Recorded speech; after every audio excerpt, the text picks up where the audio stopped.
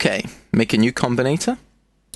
And since I'm the one that's going to be making this pad, let's call it iPad. Actually, that's a pretty retarded name for something. Let's just leave it at pad. I'm glad I didn't spend hundreds of millions on branding for that name. So, I'll just put in some notes now, then we can get back to the action. There, the notes are in, and I've soloed it out. Let's get synth in. Line 62 mixer inside the combinator we made. Thaw. Initialize, and open up. Max out sustain. Then make 3 multi-oscillators.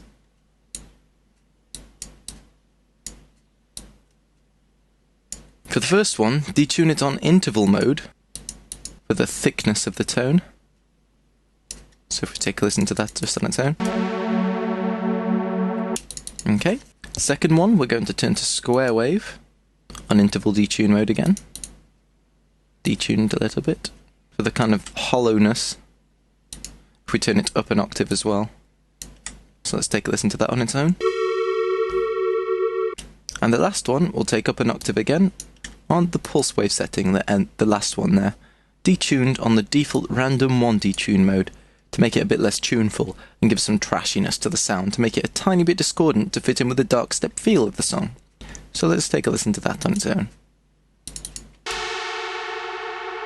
Nice and trashy. Kinda like Britney Spears. That was too obvious. So, I've run them all through into a low pass filter. We're going to take the ENV to 0, so the filter envelope isn't affected, and a 4 kHz frequency cutoff would do the trick around that. Just to remove that harsh high end, but keep a decent amount of brightness. Nice.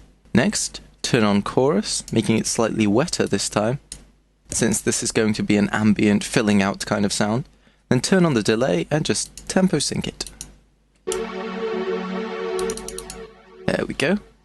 Now to add what in the professional synth making business we call the swooshiness.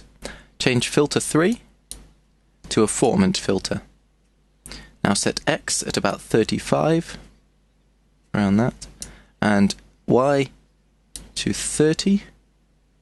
And then we're going to modulate these to make some sweet swooshy effect. Tempo sync LFO1 and change the rate to 4:1. So it's a nice and slow modulation. Then, down the bottom here, route LFO1 to destination filter 3X and filter 3Y. The X we're going to do by about 65, and the Y we're going to do by minus 56. Since it's kind of like looking at the number in a mirror, if you have some sort of magical mirror that doesn't abide by the laws of physics. But yes, listen to the sound now.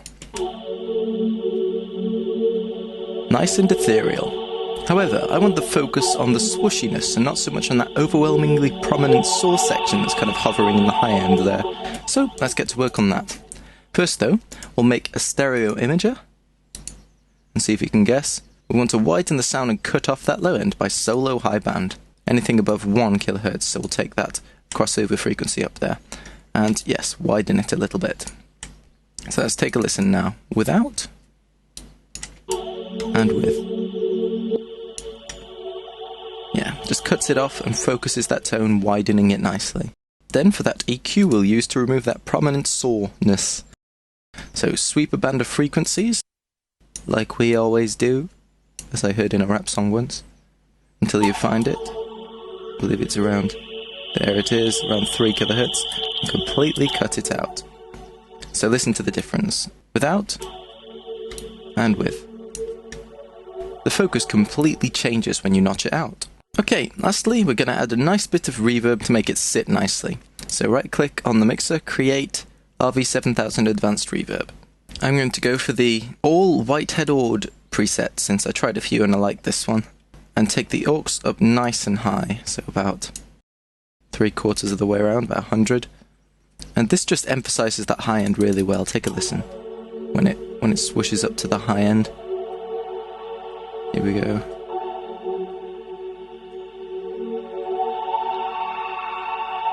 Just catches that nicely.